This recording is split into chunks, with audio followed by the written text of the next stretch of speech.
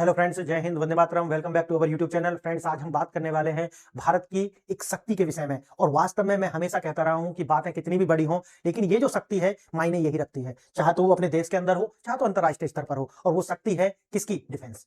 यानी कि आज हमने हमारे डीआरडीओ ने एक सुपरसोनिक हाइपरसोनिक जो मिसाइल है उसका परीक्षण किया है, जो मैक 5 की स्पीड से जो चलती है। और इसकी ये जो गति है यही इसको एक स्टिल्थ क्षमता प्रोवाइड कराती है, जिससे ये किसी भी रडार में जो है आ नहीं पाती। तो आज मैं इसका विश्लेषण करूंगा कि वास्तव में जो असलियत है, देखो बातें बहुत अच्छी अच्छी करना अच्छी लगती हैं, लेकिन जो असलियत है, जो वास्तव में शांति स्थापित करती है, वो यही शक्ति है। और दुनिया में अगर शांति चाहिए तो शक्ति से ही आएगी, और कोई दूसरा रास्ता बचता नहीं है, चाहे देश के अंदर हो चाहे तो देश के बाहर हो। तो आइए बात करते हैं और देखते हैं खबर क्या है और मसला क्या है। और मैं आपको ये सिर्फ देखो, मैं आपके लिए न्यूज का विश्लेषण नहीं लेकर के आता, मैं आपको एकदम जमीनी हकीकत बताता हूं कि इससे होने क्या वाला है। तो देखते हैं क्या है ये मसला। हाइपरसोनिक मिसाइल क्या है, खासियत है? ध्वनि से 5 गुना यानी मैक 5 की स्पीड से जो है चलती है। लगभग 6200 किलोमीटर प्रति घंटा से अधिक की इसकी रफ्तार होगी, और इसी रफ्तार से वो हमला करेगी। रडार की पकड़ से बाहर आ जाएगी। क्यों? क्योंकि कम ऊंचाई पर उड़ने के कारण, और इसकी जो गति है उसके कारण भी ये रडार को धोखा देगी। आगे बंकर बस्टर, यानी कि जो बंकर होते हैं जो जमीन के अंदर खासकर जो टेररिस्टों के द्वारा बनाए जाते हैं, उनको भी ये भेदने में जो है बिल्कुल सक्षम है, उनको नष्ट कर देगी। और लक्ष्य बदलने में माहिर है, यानी कि लॉन्च होने के बाद भी अगर चाहते हैं कि जैसे होता है ना, कि होता क्या है कि जहां पर जैसे युद्ध के अंदर भी और सामान्य में क्या होता है कि अब होने ये लगा कि जो मोबाइल लॉन्चर्स जो होते हैं ना वो आ गए हैं। मोबाइल लॉन्चर्स मतलब है कि चलते हुए वाहन से जो है मिसाइल लॉन्च की जाती हैं। अगर मिसाइल चलते हुए वाहन से लॉन्च की गई है तो आप समझिए हमने टारगेट सेट कर दिया। अब हमने तो टारगेट वहां सेट किया जहां से मिसाइल आई है। सपोज करो पाकिस्तान और जो भारत की अभी लड़ाई हुई थी, तो थोड़ा सा युद्ध जो हुआ था, अब एक सेकंड में समझाऊंगा।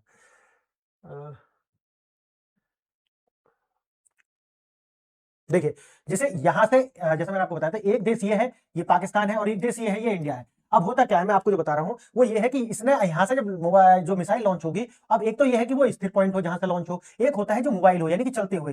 तो जब चलते हुए मोबाइल यानी कि किसी व्हीकल से लॉन्च की जाएगी, तो फिर आप पहले से जो टारगेट है वो सेट नहीं कर पाएंगे। समझिए मेरी बात। तो ये जो इसका जो फीचर है कि भाई अगर आप लॉन्च कर दिया आपने मिसाइल, उसके बाद अगर टारगेट अपनी लोकेशन चेंज करता है, तो आप इसकी जो है दिशा फिर बदल सकते हैं कि कहां पर आपको भेजना है। देखो, भारत के लिए क्यों है ये गेम चेंजर? दुनिया के एलीट क्लब में शामिल हो गए। और मैंने एक अभी पहले ही खबर आपको बताई थी कि किस प्रकार से हमने K4 मिसाइल जो है, सबमरीन जो है, उसका जो है परीक्षण किया है, वो किस तरीका से हमारी क्षमता को जो है बढ़ाती है। अब उसी में अगला कड़ी ये जुड़ जाएगा। दुनिया के एलीट क्लब में हम जो है जाकर के शामिल हो जाते हैं। अमेरिका, रूस, चीन के बाद भारत ये तकनीक रखने वाला दुनिया का चौथा देश बन गया है।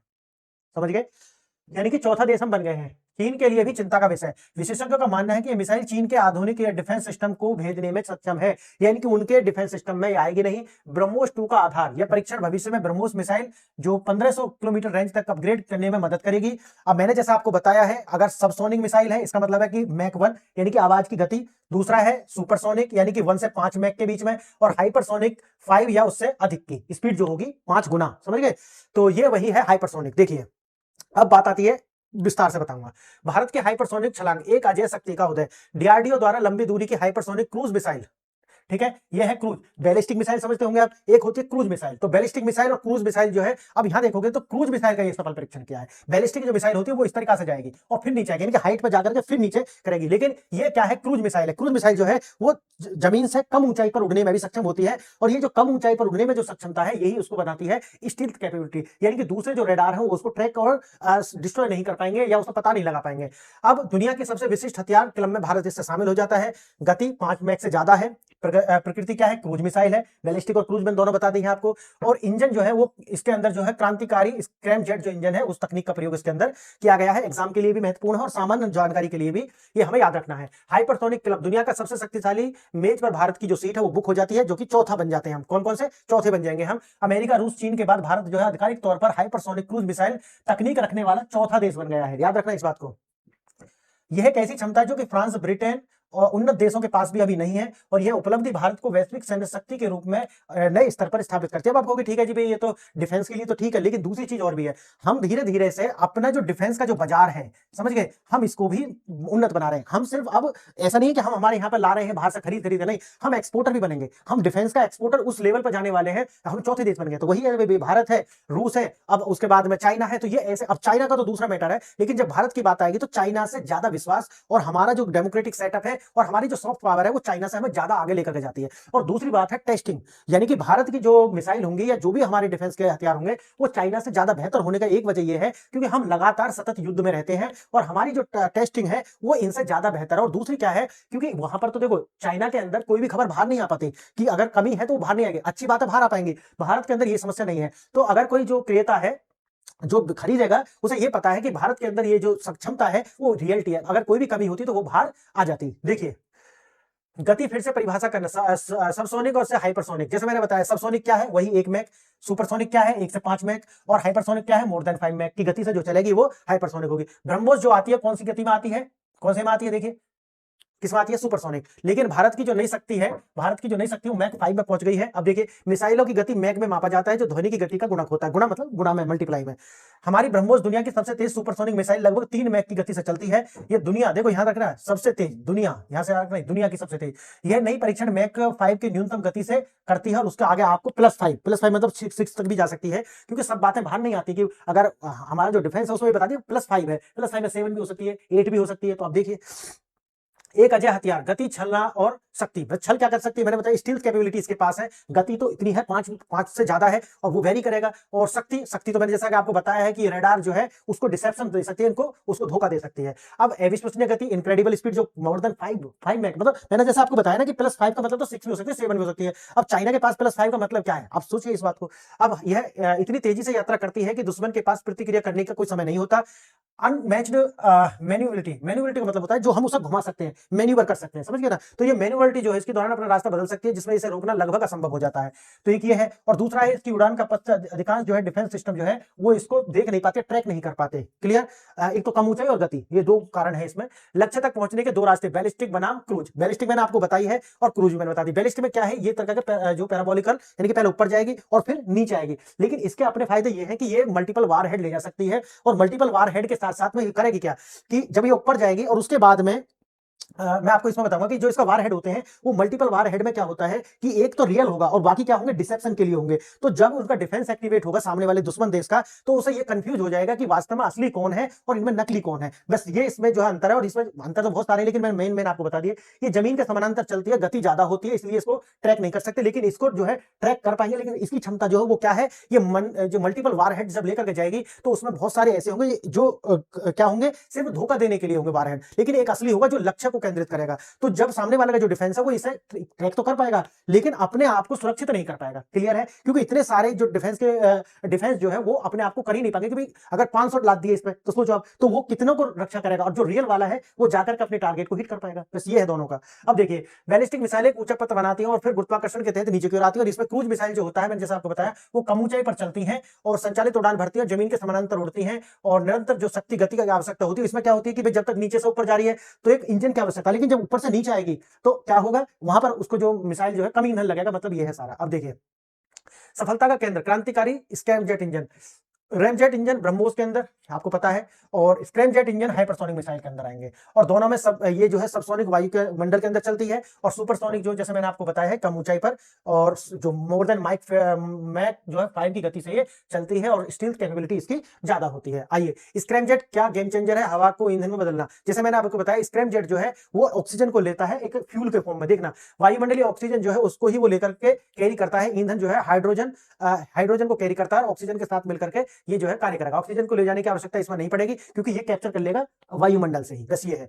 पारंपरिक इंजनों को ईंधन जैसे हाइड्रोजन और ऑक्सीजन जैसे ऑक्सीजन दोनों को ले जाने की आवश्यकता होती थी। अब अगर दोनों को ले जाएंगे तो क्या होगा, उसका जो है पेलोड जो है वो कम करना पड़ेगा क्योंकि वो दोनों में वजन होगा। दूसरा क्या है कि अब क्या होगा स्क्रैमजेट में कि ऑक्सीजन ले जाने की आवश्यकता नहीं, वो आसपास से ही क्या करेगा, कैप्चर कर लेगा। ठीक है, जितनी उसको आवश्यकता होगी। मिसाइल हल्की होती है और ईंधन कम होता है, इसलिए उसका जो वार हेड है उनको ज्यादा और गति ज्यादा हो जाती है। समझ गया। क्षमता क्या है, रडार की पकड़ से बाहर होता है। क्यों होता है, जो मैंने आपको भी बताया है। एयर डिफेंस आमतौर पर ऊंचाई वाले वस्तुओं का पता लगाने में बनाए जाते हैं जो रडार होते हैं, लेकिन इनकी जो ट्रेजेक्टरी है वो लो होती है, इसलिए जो है ये रडार की पकड़ में नहीं आ पाते और इनको जो है डिटेक्ट करना जो है बहुत मुश्किल कार्य होता है। और इसे लगभग अदृश्य बन जाते हैं और अपने टारगेट पर जाकर के ये अटैक करने में सक्षम होते हैं। लेकिन दोनों में गति में जो आपको बताया है, अगर वो जो है इस तरीका से जाएगी तो इसकी गति ज्यादा होगी, है ना, और ईंधन कम लगेगा। और वो जाएगी इसमें तो गुरुत्वाकर्षण के साथ जाएगी, तो गुरुत्वाकर्षण में तो गति कम होगी, है ना।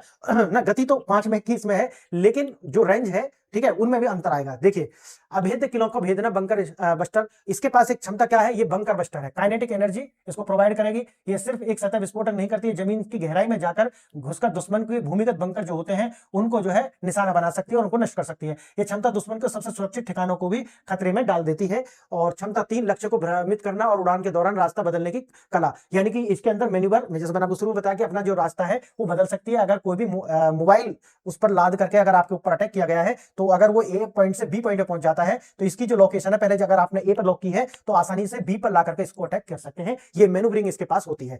एक बार लॉन्च होने के बाद में इसका लक्ष्य बदला जा सकता है। इस सारे फीचर याद रखना एग्जाम के लिए तो बहुत महत्वपूर्ण है। अगर दुश्मन इसे ट्रैक करके इंटरसेप्ट कर लॉन्च भी कर देता है तो अपना रास्ता बदलकर हमले से बच सकती है। मैन्यूवरिंग क्षमता इस चीन को ग्लाइड व्हीकल से, मतलब वही मोबाइल से आगे चलाओगे तो ग्लाइडिंग व्हीकल परीक्षण के तहत जो हम जानते हैं, जो हम अनुमान लगा सकते हैं क्या है, ज्ञात तथ्य क्या है। एपीजे अब्दुल कलाम द्वीप से जो है उड़ीसा से इसको जो भेजा गया है, परीक्षित रेंज 1500 किलोमीटर की है, वर्तमान गति 6200 किलोमीटर प्रति घंटा है, लक्ष्य की गति लगभग 900 किलोमीटर प्रति घंटे तक है। विशेषज्ञों का अनुमान क्या है, डीआरडीओ ने वीडियो में गति के आंकड़े धुंधला कर दिए, क्योंकि मैंने आपको बताया कि हर चीज बाहर दिखाई नहीं जाती, क्योंकि दूसरे जो देश है वो भी देख रहे हैं, लेकिन अनुमान लगाया गया कि लगभग ये 6200 दिख रही थी। है मैक 5 प्लस का मतलब तो कुछ भी हो सकती है, 6, 7, 8 कुछ भी। और वास्तविक परीक्षण की गति लगभग 5 मैक बताई गई थी और 8 मैक तक हो सकती है, जो मैंने आपको शुरू में ही बताया है। और ब्रह्मोस का भविष्य हाइपरसोनिक युग की ओर से महत्वपूर्ण कदम है। हाइपरसोनिक परीक्षण, तकनीकी प्रमाण, टेक्नोलॉजी प्रूव्ड। हाइपरसोनिक परीक्षण से ब्रह्मोस सेकंड जो है उसकी लक्ष्य जो क्षमता है 5 मैक जो आने वाले में हम डेवलप करेंगे। ब्रह्मोस 2 1500 किलोमीटर की रेंज हो सकती है और अभी इसकी 290 किलोमीटर की रेंज है। 3 मैक की स्पीड है अभी जो ब्रह्मोस 1 की, और 2 की जो है हम यहाँ पहुंचा सकते हैं। रणनीतिक तर्क, स्ट्रेटेजिक रेशनल्स, ब्रह्मोस रेंज बढ़ाने में उसकी गति अनिवार्य है। यह सफल स्क्रैमजेट परीक्षण ब्रह्मोस 2 को विकास की नींव है, जिसका लक्ष्य 1500 किलोमीटर रेंज हासिल करना है। 2020 से चल रहे विकास कार्यक्रम को एक महत्वपूर्ण सफलता है। ये हमारी सफलता तो है। भू राजनीतिक भूचाल, दुनिया में भारत की नई तकनीक को कैसे देखते हैं। पाकिस्तान विशेषज्ञ गंभीर चिंता व्यक्त की, उनका मानना है कि ये मिसाइलें चीन के उन्नत एयर डिफेंस सिस्टम को भी भेज सकती है। भाई तो चिंता तो होनी है। रशियन टाइम्स इसे एक ऐतिहासिक घटना, हिस्टोरिकल इवेंट बताता है। और ब्लूमबर्ग जो है वो क्या कहता है, ब्लूमबर्ग और अल अरेबिया प्रमुखता से कवर किया, भारत के बढ़ते सैन्य कौशल को रेखांकित किया। चीनी मीडिया ने इसे एक ऐतिहासिक हाइपरसोनिक मिसाइल परीक्षण के रूप में कवर किया। तो इसका मतलब है कि पूरी दुनिया ने इसको जो है सराहा है, या तो फिर भारत को जो है माना है कि भारत जो है जो फायर पावर इंडेक्स से बोलता है ना, भारत वहां तक पहुंच चुका है और भारत जो है असली जो शांति है उसकी ओर बढ़ रहा है, क्योंकि शांति तो शक्ति से ही आती है। रणनीतिक समय का एक मास्टर स्ट्रोक, चीन का एयर शो, समृद्धि घटनाएं। भारत का यह ऐतिहासिक परीक्षण ठीक उसी समय हुआ जब चीन के एक बड़े एयर शो में अपनी सैन्य विमान शक्ति का प्रदर्शन कर रहा था। इस कदम ने दुनिया का ध्यान चीन के शो से हटाकर भारत के जो ये ब्रेक थ्रू भारत ने हासिल किया है इसकी ओर चला गया। और जैसे मैंने आपको बताया, एपीएफ न्यूज जो है इसे परमाणु सशस्त्र भारत द्वारा महत्वपूर्ण शक्ति प्रदर्शन के रूप में जो है उजागर करता है। तो ऐसा होता क्यों, मैं आपको ये भी बता देता हूँ। जैसे अब चीन का एयर शो चल रहा, तो एयर शो होते इसीलिए है ताकि जो क्रेता है, क्रेता मतलब जो खरीदने वाले हैं, उन्हें ये दिखाया जा सके, देखो हमारी जो विमान है उनमें किस तरीका की जो मैन्यूवरिटी है, उनकी क्षमता क्या है, आपको सही लगेगा या नहीं लगेगा। तो पूरी दुनिया से जो है देश के लोग आते हैं, डिफेंस मिनिस्टर्स आते हैं, बहुत सारे लोग आते हैं, वो इन्हें देखते हैं कि भाई ये हमारे देश के लिए सही है या नहीं है, फिर वो जाकर के फिर इनका ऑर्डर करते हैं। लेकिन अगर भारत ने उसी समय इस तरीका का जो एक मिसाइल परीक्षण करता है, तो वहां से हट करके भारत की ओर भी ध्यान लोगों को आएगा और वो भारत को मानेंगे कि नहीं, भारत भी एक अपना डिफेंस का बाजार जो है बहुत बड़ा हो चुका है। और साथ ही साथ बड़ा ही बाजार नहीं है, बल्कि आप विश्वास भी कर सकते हो, क्योंकि एक बात तो आपको माननी पड़ेगी, चाइना कुछ भी हो लेकिन विश्वास जो है वो भारत पर है। क्यों? क्योंकि भारत का जो डेमोक्रेटिक जो एक सेटअप है वो भारत को एक शक्ति देता है, और साथ ही साथ जो है भारत का जो सॉफ्ट पावर है वो भारत की क्षमता है। यह परीक्षण केवल एक हथियार विकास नहीं, बल्कि डीआरडीओ के स्वदेशी क्षमता और भारत की आत्मनिर्भरता का परिणाम भी है। जहां पाकिस्तान जैसे देश चीन पर निर्भर है, वहीं भारत अपनी तकनीक खुद विकसित कर रहा है। हाइपरसोनिक क्षमता के साथ भारत न केवल अपनी रक्षा को अभेद्य बना रहा है, बल्कि दक्षिण एशिया और दुनिया को संतुलन के स्थायी में बदल रहा है। मैंने जैसा आपको बताया है, शक्ति से ही संतुलन पैदा होता है, शक्ति से ही शांति आती है। और वास्तव में आप बड़ी बड़ी बातें बेशक करें, लेकिन वास्तव में यह है कि ताकत जो है, शक्ति जो है, वही शांति का असली जन्मदाता है। तो मित्रों, आज मैंने आपको बताया कि किस प्रकार से जो भारत है उसका जो विकास है, और सही में वास्तव में हमारी क्षमता जो है उसे देख करके आपका जो सीना है वो भी चौड़ा हो गया होगा कि भारत जो है ना, जिस तरीका की आलोचना करते रहते लोग, उस तरीका से नहीं, भारत बहुत तेजी से आगे बढ़ रहा है। और वास्तव में पूरी दुनिया के अंदर अगर बैलेंस, शक्तियों का जो संतुलन है, अगर उससे स्थापित करने का कोई कार्य कर रहा है तो वो भारत है। तो फ्रेंड्स, आपने वीडियो यहां तक देखी, इसके लिए धन्यवाद। आपके एग्जाम के लिए बहुत महत्वपूर्ण है। लाइक करें, चैनल को सब्सक्राइब करें, और इसी तरीके की वीडियो देखने के लिए आप बेल का आइकॉन भी जो है उसे दबा लें, ताकि नोटिफिकेशन आप पर पहुंचता रहे। तो आपने वीडियो यहां तक देखी, इसके लिए धन्यवाद।